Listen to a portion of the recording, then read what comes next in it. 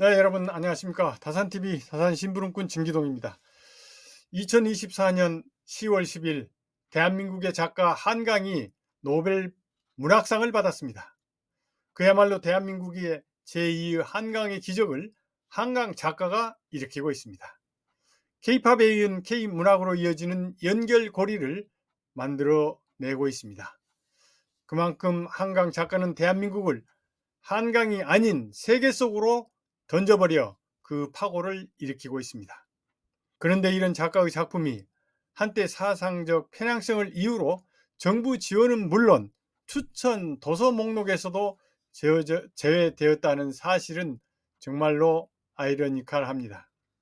이번 세계적인 노벨 문학상 심사위원들의 심사평을 읽어보면서 200여 년 전 다산 선생께서 아들들에게 보낸 편지의 글이 생각났습니다.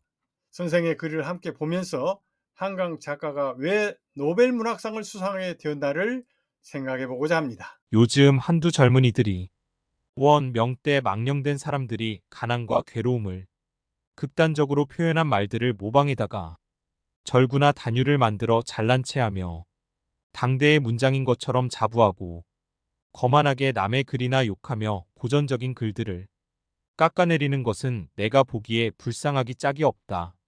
반드시 처음에는 경학 공부를 하여 밑바탕을 다진 후에 옛날의 역사책을 섭렵하여 옛 정치의 득실과 잘 다스려진 이유와 어지러웠던 이유 등의 근원을 캐볼 뿐 아니라 또 모름지기 실용의 학문, 즉 실학에 마음을 두고 옛사람들이 나라를 다스리고 세상을 구했던 글들을 즐겨 읽도록 해야 한다.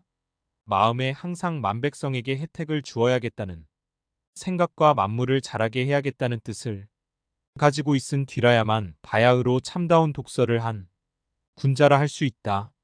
그러한 사람이 된 뒤 더러 안개 낀 아침, 달 뜨는 저녁, 짙은 녹음, 가랑비 내리는 날을 보고 문득 마음에 자극이 와서 갑자기 생각이 떠올라 그냥 운율이 나오고 저절로 시가 되어질 때 천지 자연의 음향이 제 소리를 내는 것이니 이것이 바로 시인이 제 역할을 해내는 경지일 것이다. 나보고 너무 현실성 없는 이야기만 한다고 하지 말거라. 요 근래 수십 년 이래로 한 가지 괴이한 논의가 있어. 우리 문학을 대단히 배척하고 있다. 여러 가지 우리나라의 옛 문헌이나 문집에는 눈도 주지 않으려 하니 이거야말로 큰 병통이다. 사대부 자제들이 우리나라의 옛 역사를 알지 못하고 선배들이 의론했던 것을 읽지 않는다면 그 학문이 고금을 꿰뚫고 있다 해도 그저 엉터리가 될 뿐이다. 다산 선생은 글이나 시를 씀에 있어 무엇보다 실질적인 학문을 위한 기초로 경전과 역사에 대한 깊은 이해가 절실하다고 이야기하고 있습니다. 다산은 만 백성에게 혜택을 주고 만물을 자라게 하려는 뜻은 공공의 이익을 위해 학문을 해야 한다고 주장하고 있습니다. 그리고 다산은 시와 문학이 자연스럽고 내면에서 우러나오는 것이어야 하며 단지 외형적인 형식에 치중하는 것은 피하라고 하였습니다. 이는 현대문학이나 예술에 있어서도 중요한 메시지를 전달하고 있습니다. 특히 다산은 젊은 사대부들이 우리나라의 역사와 문헌을 무시하고 중국의 것만을 몰두하는 태도를 비판하였습니다.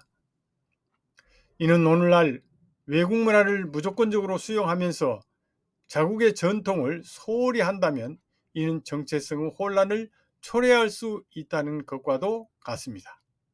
한강 작가의 대표저서인 소년이 온다는 소설은 1980년 광주민주화운동과 그 이후 벌어진 국가폭력에 대한 희생과 이들과 그 사건을 목격하고 경험한 사람들의 고통을 바탕으로 폭력의 비인간성과 그로 인해 남겨진 상처를 조명하고 있습니다.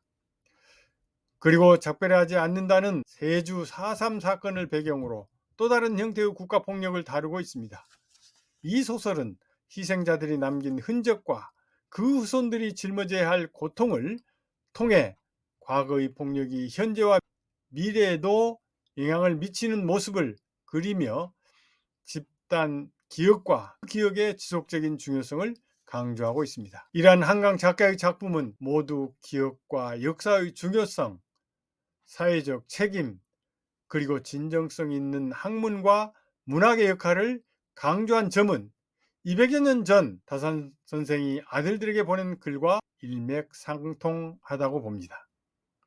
즉 다산이 강조한 실용적 학문과 사회적 책임은 한강의 문학에서 국가폭력의 기억을 통해 이어지며 두 작가는 각자의 시대에서 인간성과 공동체에 대한 깊은 성찰을 보여주고 있습니다.